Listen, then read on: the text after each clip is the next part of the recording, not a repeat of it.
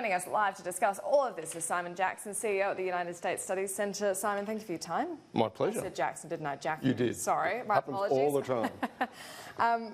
Really interesting debate. Michael Bloomberg has not taken to the stage as you thought he might have.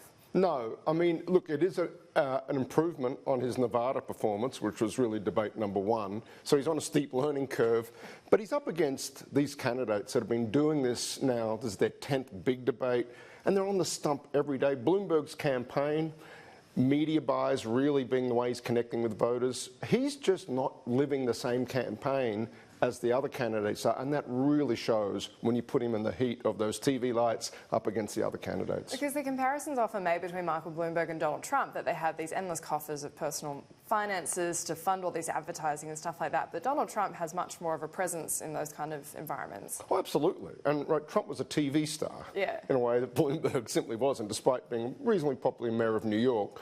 Trump has a connection, or did, before he got into politics with the American people, that Bloomberg simply doesn't.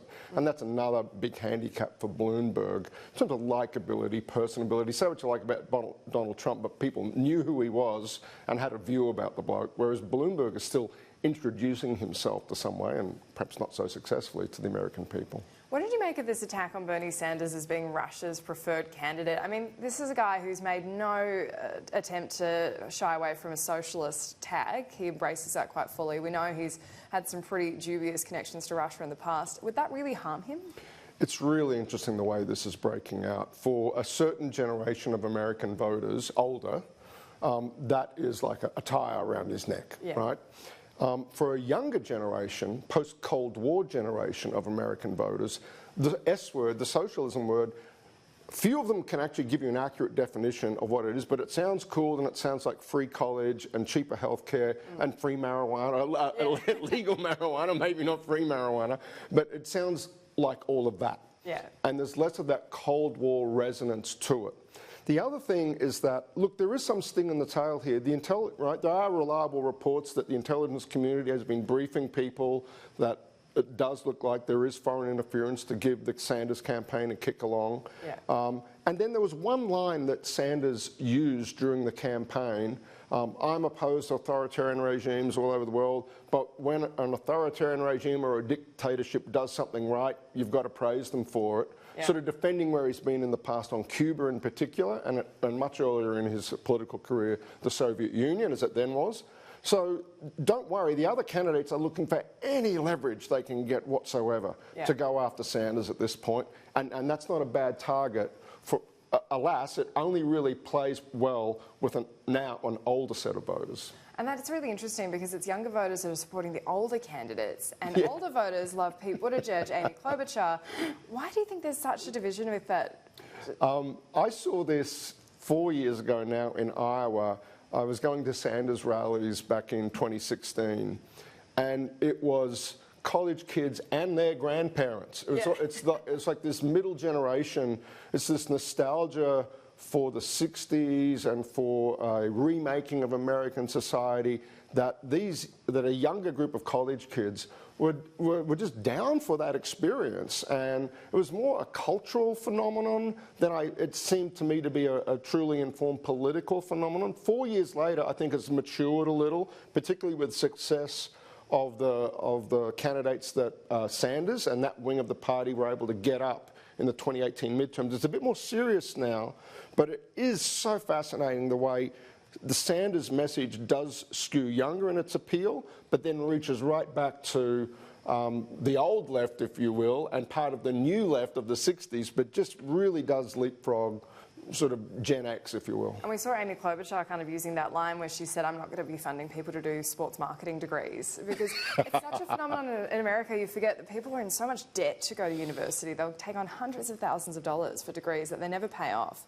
But for then a candidate like Bernie Sanders or Elizabeth Warren to come in and say that, oh, they'll just wipe it out, that really disadvantages this whole other generation. No, that's right. And it seems implausible on its face, quite frankly, just financially, and probably more to the point politically.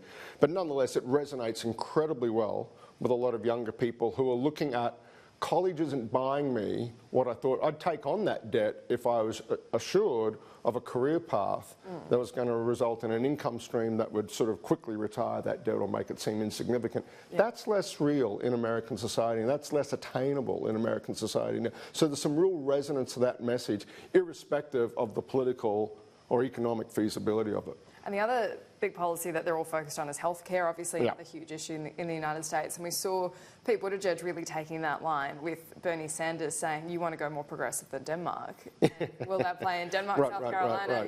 Right. That's right. And so that's become a position where there are, fine points of gradation and differentiation among the candidates, but all of them at this point. And look, what are they trying to do? Must stop Bernie is the mission, right? Must not let this guy get to a majority of delegates before Milwaukee, or even plausibly close. And that's what the moderates are trying to do. The problem is it's all rather uncoordinated. So they're all staking out points of differentiation on this spectrum on my healthcare plan's a little more centrist than yours.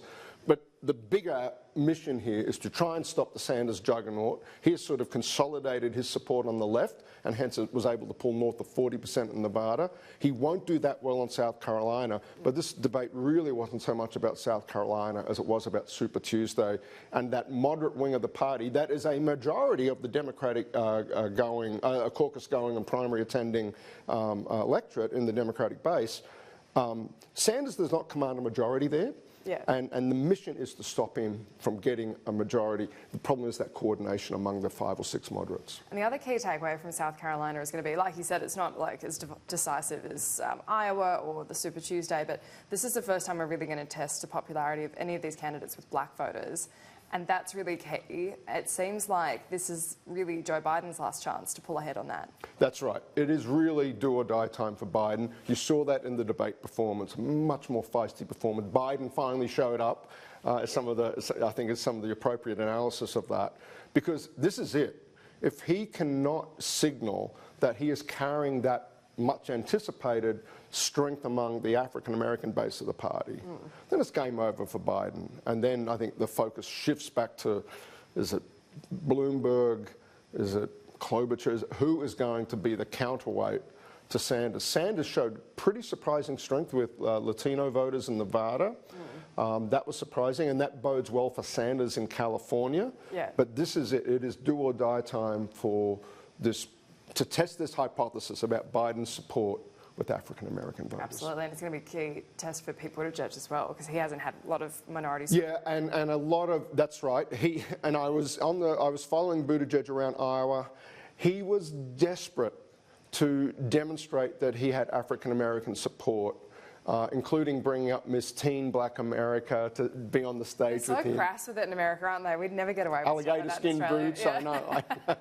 Yeah, you guys would call them on it pretty quickly.